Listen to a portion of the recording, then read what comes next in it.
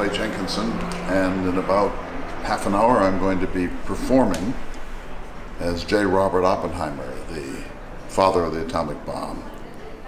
I do a number of Chautauqua characters: Theodore Roosevelt, Thomas Jefferson, John Steinbeck, Meriwether Lewis. But Oppenheimer is without question my favorite historical character. Recently, my wife and I sold my business last year, so I'm working on a play on a whole new series of projects. Yeah, so we're working on this.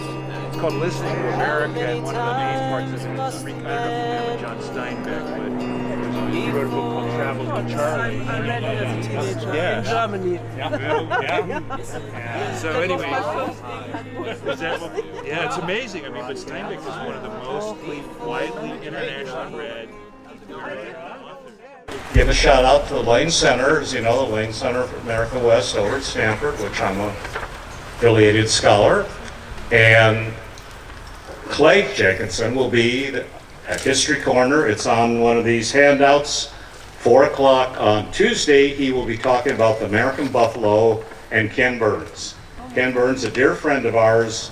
His next documentary, The American Buffalo, will be on PBS 2 weeks from tomorrow, the 16th and the 17th. It's Ken Burns. What can I say? That's right.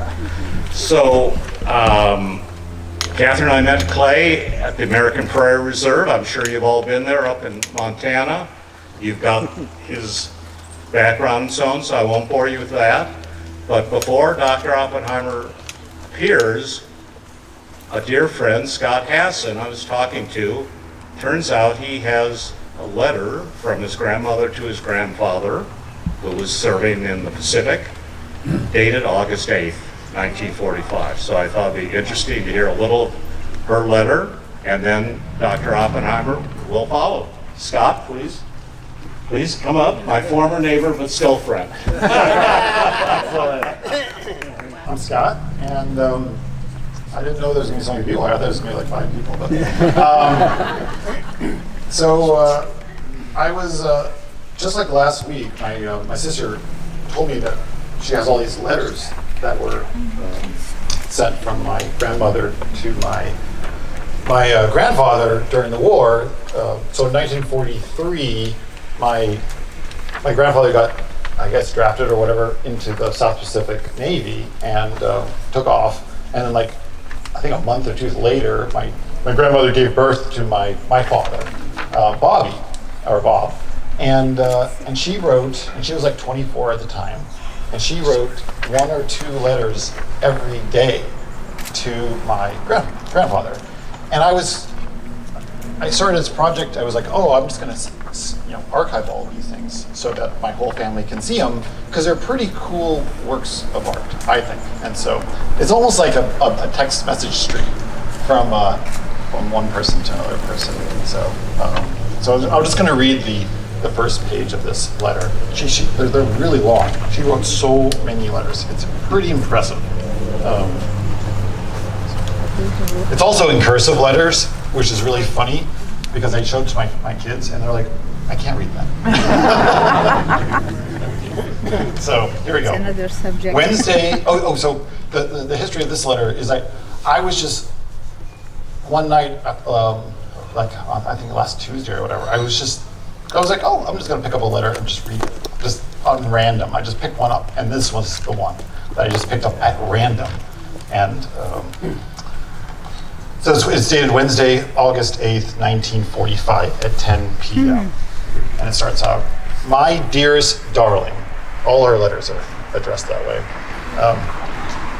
"I've got the radio on in my room, and I'm listening to all the different news programs. It's all so encouraging. First, they're discussing atomic energy, the bomb, and the news of Russia declaring war on Japan." I don't know anything about that, but "It seems as if when you come home, it'll be for good. Darling, can you believe that? It seems almost impossible.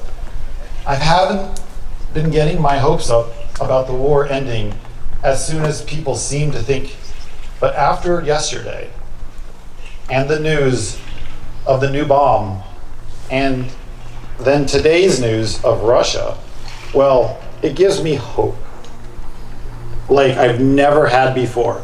I'm anxiously waiting for your reaction to all this big news. They've been talking over the radio how this is the beginning of a great new era. Coal mines will be abandoned. The gasoline business will go out. And everything imaginable would be run on atomic energy. They said it would be possible to go from New York to San Francisco in a half an hour. Ships will be able to go around the world without refueling. Also, planes. Darling, we are living in an amazing times. So many new discoveries. I wonder what's going to come of all of it. We'll have so many things to tell our grandchildren. Well, to get on with it, the less important news, but still the most important to me personally, isn't it strange how little things that happen in our everyday lives are much more interesting to us than all of the big things that are going on? If anything had happened to you, I wouldn't have given a damn about anything else. I feel so sorry for those whose husbands and sons have been killed because of all of this good war news means nothing to them except impersonally. Their war was over when they found out that their loved ones had been killed. I think some of that atomic energy has hit Bobby today. And then she goes on about talking about my father and stuff like that. The pages of my father doing crazy stuff. So I'm not going to bore you with those details, but I thought it would be fun to hear. Okay, so I would like one more introduction. That is Bruce Kane, the head of the Lane Center. Bruce, there he is back there. Bruce is also a Rhodes Scholar, so we got Dr. Oppenheimer and Bruce as Rhodes Scholars here today. So move up your thinking, and it's now my great pleasure to introduce Dr. Robert Oppenheimer. Thank you.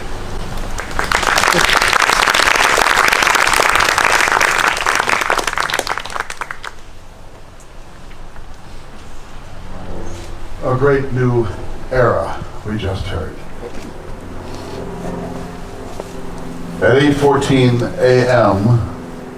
on August 6, 1945, a uranium gun mechanism atomic bomb was dropped on the Japanese city of Hiroshima. It instantly leveled 68,000 buildings in Hiroshima and vaporized tens of thousands of Japanese citizens. In the weeks and months that followed, tens of thousands more died of agonizing radiation sickness. 3 days later, on August 9th, 1945, a plutonium implosion device was dropped on Nagasaki. It had less physical damage to the city, but the estimates are that it killed more people than the Hiroshima bomb. The Japanese have estimated that the total losses of the two cities exceeded 200,000 people. I built those bombs. I'm considered the father of the atomic bomb. I had to live with this knowledge and this burden for the rest of my life. Life goes on. If I had never been born, there would have been an atomic weapon. Science cannot be prevented from its discoveries, and engineering soon follows suit. Science must not be held accountable for the things that it discovers. That belongs to politicians. And yet, after the successful end of the war, I said we must now understand that physicists have known sin And one of two things must happen if the world is to be saved. Either physicists must become politicians and statesmen, or statesmen must become physicists, and we know that's not going to happen.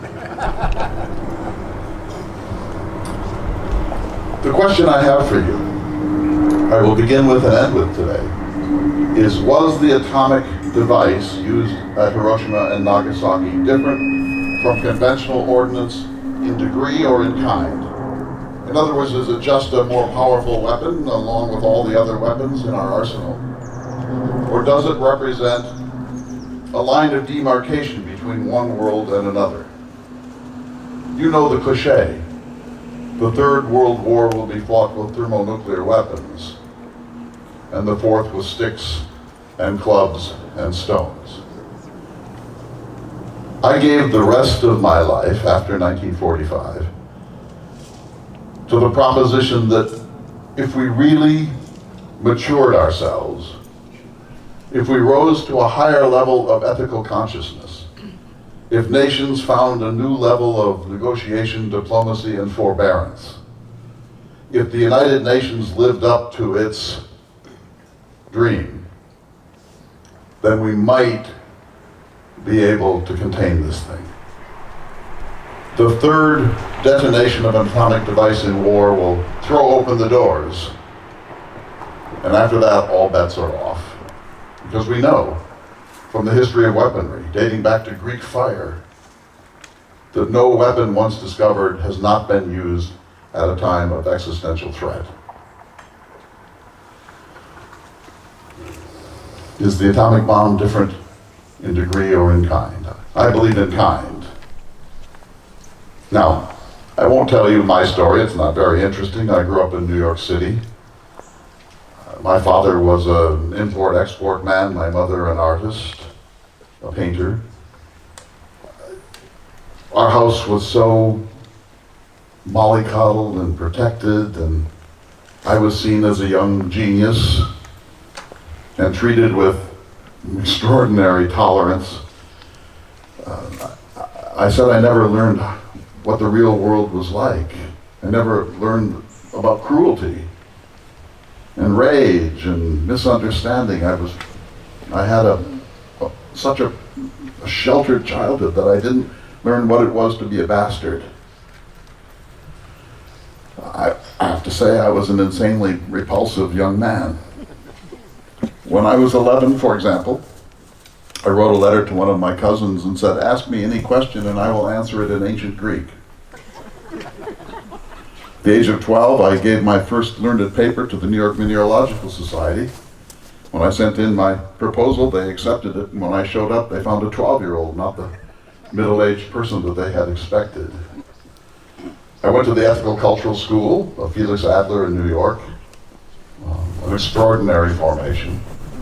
He sent a note home to my parents saying, "Tell your son to climb the stairs by waiting for the elevator, he's holding up class." I think you get the picture. I went to Harvard, where I graduated summa cum laude. I began in chemistry, but turned to physics. I then went to Cambridge, where things didn't work out very well because I didn't have any particular capacity in a laboratory. And then I was shunted off to Göttingen, where I worked under Max Born and learned quantum theory. Graduated with a PhD in 1927. When I came back to this country, I had offers all over the world, and from 10 different institutions in the US. I chose a joint appointment at Berkeley, just across the water here, and at Caltech. And I brought the first department of quantum physics to the United States. And that would have been my life. I worked on black holes and dark stars and the molecular aspects of quantum mechanics. And it's at least theoretical that I might at some point have won a Nobel Prize for physics. But then, as you know, things changed. You all are aware of the letter that Albert Einstein wrote to Franklin Delano Roosevelt in 1939. It was actually written by Leo Szilard, and they got Einstein to sign it because he was the most famous scientist in the world. And in that letter, Einstein told FDR that new developments in physics meant that there was a new probable source of unlimited power, and that that power might possibly be used in weaponry, and that this is something that the Roosevelt administration should know about. FDR was a great man, as they say, first-class temperament, second-class intellect, by which I mean no disrespect. But he wasn't quite certain of what this meant, and it took him several years to engender the Manhattan Project. When it finally happened, they appointed a man named General Leslie Groves to head up the project. You may have heard of him. He was a large, powerful, intolerant, egotistical, often mean-spirited man. One of my friends at Los Alamos said he's the greatest son of a bitch I ever worked with. But if I had a chance to do it over again, I would work with that SOB again. I can give you a sense of his capacity. He had built the Pentagon under budget and on time. The Pentagon was built as a temporary office building during the war. When he got the assignment to head up the Manhattan Project, he cursed and said, "Oh, that darn thing." He had wanted to go to the front to fight as a reward for his hard work. He was appointed on the 16th of September, 1942. And one of the rewards was that he was promoted to Brigadier General. The next day, he took possession of 1,250 tons of uranium that had been languishing in New York Harbor. The Belgians had sent them to make sure that Hitler could not get access to it, and it had sat there for many months. He took possession. Then he made an option on 52,000 acres in eastern Tennessee, which became Oak Ridge, and went there to visit it a day later. He went to the procurement office of the Army saying that he needed a AAA status rating for all of his projects. In other words, they would be top priority. And he was told there, "This is impossible. We're building radar, we're building jets, we're building bombers. You might have AA status, but you certainly will never have AAA." To which Grove said, "Fine, tomorrow morning on the desk of President Roosevelt will be my resignation saying the project can't be completed under these circumstances." He got AAA status. That's the sort of man he was. Then he went to Chicago to consult with Enrico Fermi, the great master of chain reactions, and ask questions about how much uranium would be needed to form a critical mass. After that, he took the train to Berkeley. When he got to Berkeley, where I was teaching at the time, he went to Ernst Lawrence, the father of the cyclotron, an extraordinary man who did win the Nobel Prize, and he asked him to head up this project. And Ernst Lawrence said, "No, I'm a good engineer, I'm a good inventor and practical man, but I don't have enough mind to understand all of this." And Groves, who was so impatient, said then, "Well, what am I going to do?" And Ernst Lawrence says, "Well, there's a guy down the hall that knows everything." And so down came Leslie Groves, and we had a conversation, and within minutes, I'm sorry. Thank you. What's in the box? Within minutes, Leslie Groves asked me to head up the project. And of course I was flattered, but I said to him, "I don't think this is such a good idea. In the 30s, I've had associations with almost every left-leaning organization on the West Coast. I'm not a Communist Party member and have never even thought of being one, but I have been associated with communist-related enterprises, the fate of field workers in the Central Valley, the dock workers in the Bay Area, and so on." I said, "You're probably going to have a hard time getting me security." Grove said, "Let me handle that." And he pushed it through. But as you probably know, all this came back to haunt me much later after the war. Isotopes, they can't be separated chemically. And so you can only separate them by some other process, and there were two, and I won't go into great detail, but one is to spin uranium atoms faster and faster and faster until the slight difference in mass leads one into a different chamber than the other, and you have baskets to collect them. This sounds easy, but it is almost impossible. We're talking about infinitesimal particles here.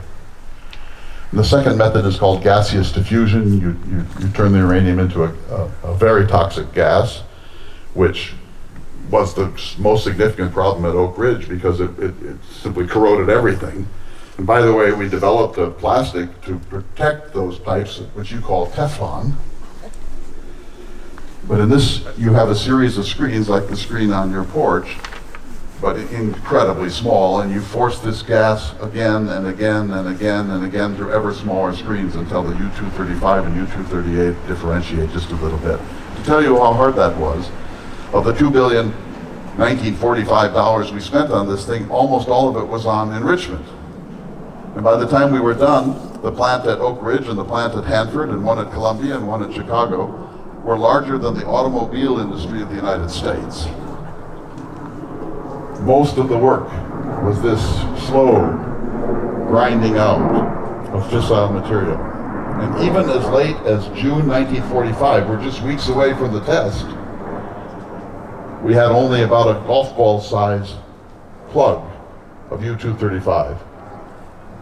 That's how difficult it was. That's how expensive it was. At Los Alamos, once we realized that we probably would have enough fissile material in time, the question was, how do you keep what are called subcritical parts of a bomb apart so they don't create a meltdown or blow? So you have a subcritical piece here and a subcritical piece there. You have to keep them apart until you want them, and then you have to force them together within a millionth of a second. Well, try that sometime. You have to bring them together and hold them together in under a millionth of a second, or it'll just fizzle out. Most of the work at Los Alamos was on this problem. The uranium was easier because we knew we could use a gun mechanism, just like a cannon. So you shoot plug A into plug B, and that's going to be enough. Uranium lends itself to this. And so we were pretty sure that one would work. That's why we didn't test it. Its first test, if you want to call it that, was Hiroshima. The second method is called implosion, and this was for plutonium. By the way, plutonium was only discovered in 1940, so we were using just-in-time technologies. James Chadwick discovered the neutron in 1932. No neutron, no bomb. Hahn and Strassman first split the atom in 1938. The news of that came by Leo Szilard to the United States in 1939, plutonium 1940. You see how sudden all this had to be? This is brand new technology in recent physics. So the second method, using plutonium, worked like this. You had a sphere, but it was hollow of plutonium, so it was subcritical. And now you create a kind of a, if you think of like a soccer ball around it with lenses. You know how the seams work on a soccer ball? 64 of these different lenses outside, and each one with a small detonation. And if you blow these at the same moment, it will squeeze that plug together until it becomes critical. That was nearly impossible to do.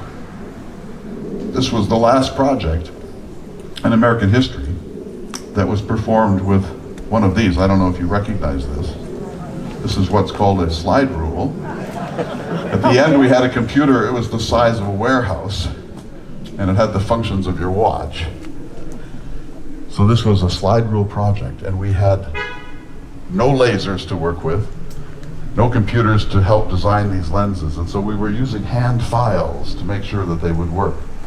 And they all have to blow simultaneously within a millionth of a second, and if anyone lags, all the material is just going to squirt out of that side.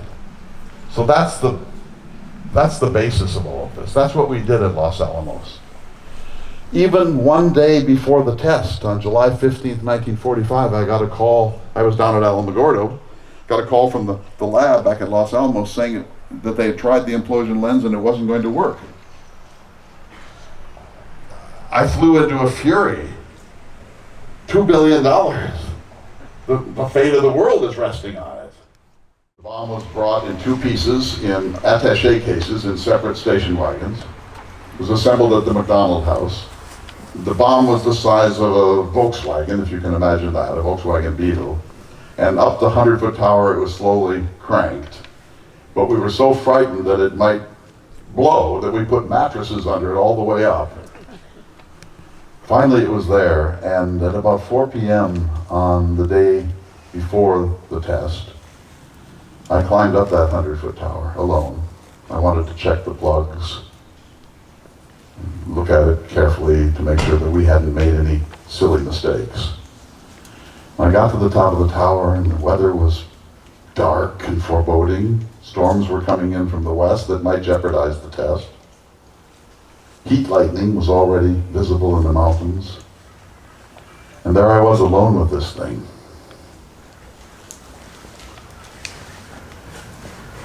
I felt like Prometheus. You know Prometheus, who stole fire from the gods and was punished forever by being chained to a rock in the Caucasus, and vultures would eat his liver by day and it would heal up at night and then it would start again the next day. This Promethean notion that we were playing with the very levers of the cosmos, that we were playing with the mechanism of the sun, and we really didn't have any idea what would happen when it blew. There was some concern that it might ignite the nitrogen in the atmosphere and blow up the world. This couldn't be fully discounted. We were pretty sure it wouldn't, but you want a little more certainty than that. And so I'm up there just touching this thing, and for the first time, I began to ask myself what it was we were doing here. You know, up till then, we had had so many technical problems and personnel problems. You tried to deal with Edward Teller. Well, I guess some of you have. Leslie Groves said once that this is the largest collection of eggheads assembled ever. He hated us. He called us the long hairs. He said one day he went out and he saw 6 Nobel laureates eating bologna sandwiches at a picnic table. Recruitment was a difficulty, because many of the scientists didn't want to come. Isidore Rabi, for example, said to me, why would we culminate 3 centuries of physics in the creation of a weapon of mass destruction? And Leo Szilard refused to come. He said, you can't think in a place like that. Its closest resemblance is a concentration camp, and we all know what's going on there. So recruitment was an issue. Maintaining you can imagine that the egos of these men, some women, mostly men, were not inconsiderable. Everyone was the smartest man who ever lived. Everyone was the essential cog in the creation of this weapon. Everyone was not getting enough attention. Everyone wanted more money, better housing, a shower, for example. So I climbed down from the tower, and it was then that I began to ask myself, what's the consequence of this thing going to be? The bomb had been commissioned to get there before Adolf Hitler. There was no talk of Japan. Our concern from the very beginning was that Hitler would get the bomb. He was 18 months ahead of us, at least in theory. I just want you to imagine for a moment Hitler having the bomb at Moscow in 1941. Hitler having the bomb at Stalingrad 1942. Or for that matter, Hitler using the bomb as a vengeance weapon against London in 1945 when the war was lost. Or, as you know from his Götterdämmerung capacity, using it against Berlin itself as revenge against the people for not supporting him sufficiently to win the war. Imagine if Hitler had gotten there first. And so the moral urgency, the technological urgency of this thing was to make sure we did it, not necessarily to use it, but if we had it, Hitler might not dare. Well, as you know, when the war ended and we had landed at Normandy, we sent in a group called the Alsos group to see where they were. And there was no German bomb.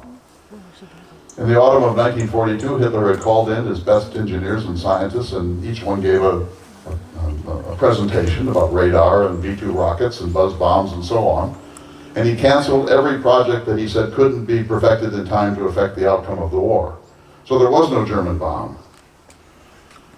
And now that we had one, he was dead and Germany had surrendered. And so the question was, now what? I'll come back to that. The storms were coming into Alamogordo. Leslie Groves was beside himself. He called in our meteorologist, Jack Hubbard, and he said, I want you to guarantee that the weather will be good tomorrow. And he said, if it's not, you'll be hanged. And I don't think he meant it, but that's the sort of man Groves was. And I was a nervous wreck. I was chain smoking. I was lighting several cigarettes at the same time, pacing. They all felt that I was going to have a nervous breakdown, and I was very close to it, in fact. But I knew enough of the desert, you know. I had gone out there after my senior year at Harvard and fallen in love with the Sangre de Cristo Mountains in New Mexico and Colorado. And I said, my two great loves are physics and desert country. It's a pity they can't be combined. Well, there they were at Los Alamos, and I knew that these storms tended to break up by daylight. And so I said, I think the thing is going to happen tomorrow. And I said, if it doesn't, if we lose this momentum with the sheer adrenaline and exhaustion of these people, I don't know that we can get back into the moment of doing it in any time within 6 or 7 weeks. And we had to test it because, as you probably remember, the new president, Harry Truman, was at Potsdam with Churchill and Stalin, and he wanted to be able to have the news of the successful test of the weapon to put into Stalin's face, to maybe affect the outcome of the post-war settlements. So the great pressure was on. Finally, at 5:29 a.m. and 45 seconds, the first countdown in human history occurred, and then it happened.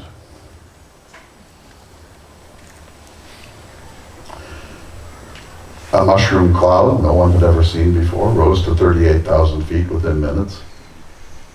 It was iridescent. There was internal lightning. It was purple and red and orange and yellow and green.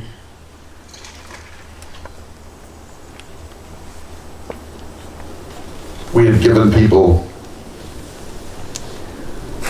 welder's glass so that they wouldn't be blinded. Edward Teller, in his usual eccentric way, was slathering himself with suntan lotion.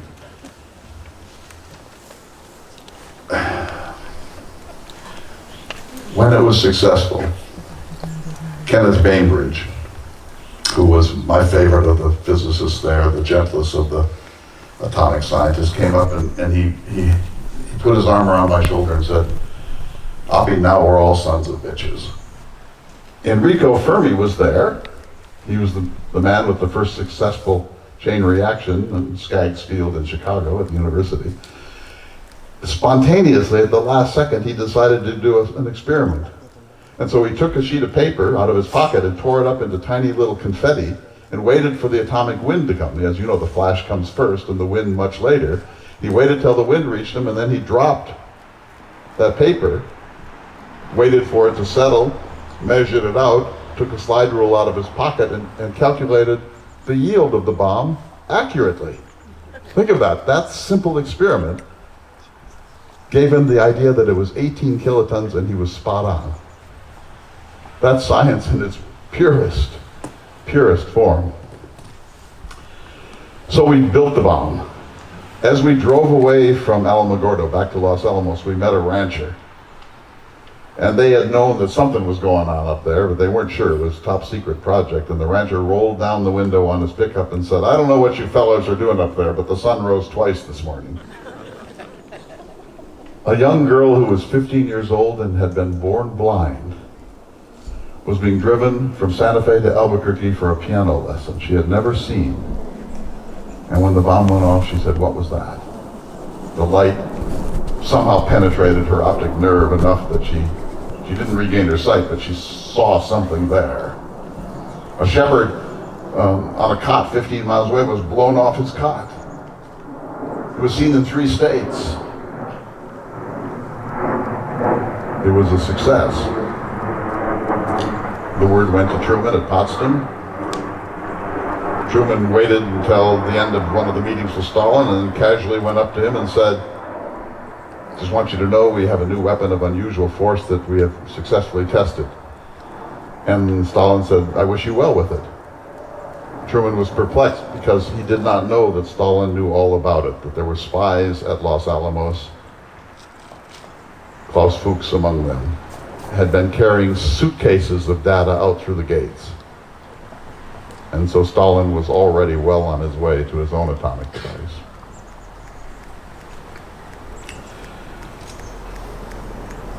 The question now was, do we use it or do we not on Japan? I was on the siting committee, and you may disagree with what I'm saying, and if I offend any of you, I apologize.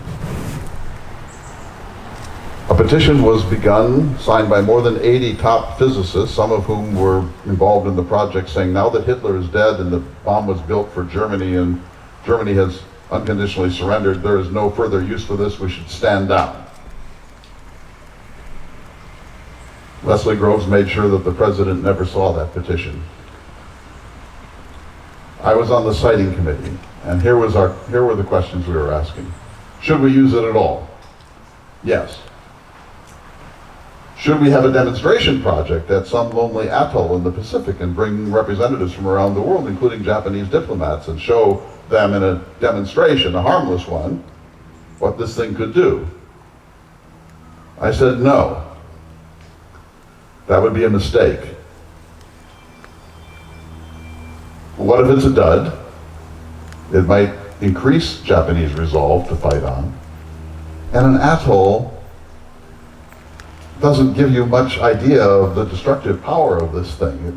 We need to be able to show its unbelievable destructive potency. And so it must be detonated on Japan. Otherwise, the world won't know what this portends. It gets worse. All right, where on Japan? There were almost no places left to bomb, as you know. And the firebombing in the spring of 1945 on Tokyo had killed more than 100,000 people in a single night and left 1.5 million homeless. So we were in an age of total war. We had to scrounge to find Japanese cities that were enough intact. And so I was asked, what's the right use of this thing? I said it needs to be on a place that's still intact or mostly intact. It needs to have a military target, of course, but that's not going to be enough. It needs to have a large civilian population around it of buildings and infrastructure, because otherwise we won't know the destructive perimeter of the thing. You need to be able to know its range. And you can only do that if there's a big enough thing to explode it over. Now you may think, how profoundly inhuman to talk this way. I mean, literally just evaporated. The weather was getting bad, and the command in the Pacific was given the option of using it before the weather prevented it. And so they put it forward by several days. And you could make the argument that the government of Japan simply didn't have enough time to evaluate what had happened in 3 days after Hiroshima. But this was all beyond my control and outside of my portfolio. And so I feel some sympathy for his plight. But he was a haberdasher. FDR never thought he would be president. I don't think he was really fit to be president. He was a man of limited understanding and imagination, I think. Well, I feel I have blood on my hands. He ended the meeting immediately. I was ushered out, and he said to his aide, "Don't bring that fellow around here again. He may have built the bomb, but I'm the one who set it off. He's a crybaby," said Truman. And that was the day I lost hope. Because if the President of the United States doesn't understand the moral magnitude of the thing, then how can the rest of us come to terms with it? I gave a final speech at Los Alamos on October 16th, 1945, and I said this. I tried to go back to teaching, but there was no going back because the phone didn't stop ringing. I was a celebrity. I was the most important scientist in the country. I was on every commission, including the advisory committee of the Atomic Energy Commission, and I was featured in every news magazine, and it was it was a form of celebrity that I didn't particularly like. Associations with left-wing organizations before the war meant that I was not reliable. And 2 incidents. I was married to a woman named Kitty. We had 2 children together. We lived at Los Alamos, but there was an old friend of mine named Jean Tatlock, who was a very important woman in my formation. She brought me into life. I was so abstracted and so much in my head that I didn't even know that the stock market had crashed. I didn't take a newspaper, I didn't listen to the radio. I was just all brain pan. And she introduced me to human sexuality and to love and romance and art and the plight of the downtrodden in the world and the plight of the lettuce pickers in the Central Valley. She was unstable. When I was at Los Alamos, she called me and asked me to come see her in San Francisco. I was coming up to Berkeley for other purposes. I did see her. We spent the night together. The FBI was watching all of this. And of course, even though that's none of anybody's business, including your own, it did open me to the possibility of blackmail. And so this was a security breach. And then there's the Chevalier affair, and I'll just quickly tell what that was. So a language professor at Berkeley named Hakan Chevalier, a really good man, a decent, sweet, gentle, naive man, came to me at a drinks party I had on Telegraph Hill and took me aside and said, you know, I don't know what you're doing down there in the desert. I don't even know where you are, but I know you're doing something that involves the war. The Soviet Union is our ally. I know people at the Soviet embassy in San Francisco. If there's anything you think that the Russians should have that might help us win the war against the Nazis, I'd be willing to talk to people who would be willing to pass on whatever you might wish. I said, no, this conversation never happened. We will never talk about this again. That would be treason. You should never have brought this up. It was totally irresponsible of you. We will forget this ever happened. I know you didn't mean anything nefarious by this, but this was an outrageous thing for you to do. And that was it. That's the truth. But I didn't report it. I should have reported it as a security breach. I didn't. I wanted to protect this fellow. He was just a sweet language professor. Months later, I felt that I had to at least to warn the security people that the Soviets were trying to infiltrate. And that led to a whole domino effect that shattered Chevalier's life. He was fired, of course, from Berkeley. And it helped to shatter mine, too. And so my security clearance was stripped.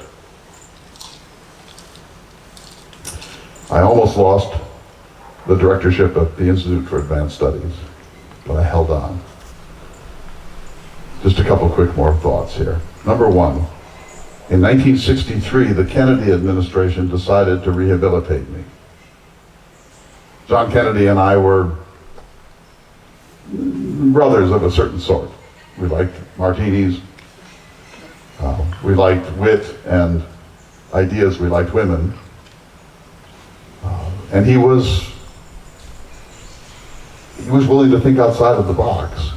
And so he decided to give me the Enrico Fermi Award, the highest award in the capacity of the United States government for a physicist.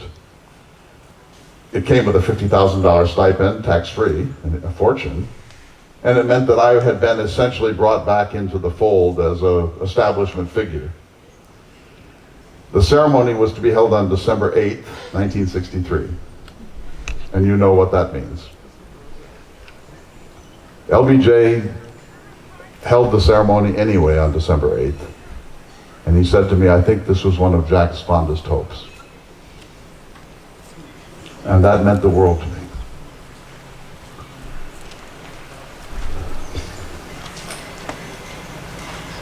I want to return to my question before I take yours. Is the atomic device different in degree or in kind? I went to Japan in 1960.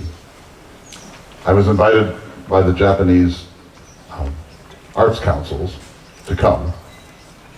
My advisor said, don't go. There could be incidents. This could be a terrible thing for you. I said, no, I must go. I feel a moral obligation to go. And so I did. And the Japanese people treated me with extraordinary respect and dignity.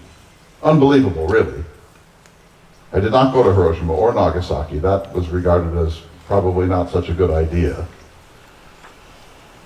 But at the end of this period, in which I was treated really like a prince of science, I gave a short news conference at the airport in Tokyo. And one question was, Dr. Oppenheimer, now that you've been here, do you feel worse than you did before? And I said, no, I don't feel any worse than I did yesterday. And I don't feel any worse than I'm likely to next week either. And then another said, Dr. Oppenheimer, do you think we can put the genie back in the bottle? To which I said, no, never. This knowledge, once available to humankind, can never be suppressed. But I said, if we really rise to a higher level of ethical understanding and put behind us the pettiness of kings and dictators and strong men and warmongers, and if the UN can be the thing that FDR wanted it to be, the thing that the League of Nations was not, then possibly we can put the big toe of this thing back in the bottle. But that's all we can ever do. And so again, we must prevent a third war detonation of the atomic device, or it is not clear to me that humanity can survive. It's really that simple. So I want to close. You know, I love John Donne, the great 17th century English poet. I named the Trinity site at Alamogordo for his poem, Batter my heart, three-person God, for you as yet but knock, breathe, shine, and seek to mend. But I want to close with an even greater quotation from the great John Donne. You know, in England, when someone died in an age before newspapers, the parish church rang bells. And if they rang the bell in a certain configuration, you knew that someone was dead. And then you went over yourself or sent a servant over to see, who's died. And so that's the basis of this. Donne nearly died in 1623. He published a book called Devotions Upon Emergent Occasions. And his most famous meditation is this, and this is exactly how I feel about all of this. He said, the bell doth toll for him who thinks it doth. And though it intermit again, yet from that moment that occasion wrought upon him, he is united with God. No man is an island, entire of himself. Every man is a piece of the continent, a part of the main. If a clod be washed away by the sea, Europe is the less, as well as if a promontory were.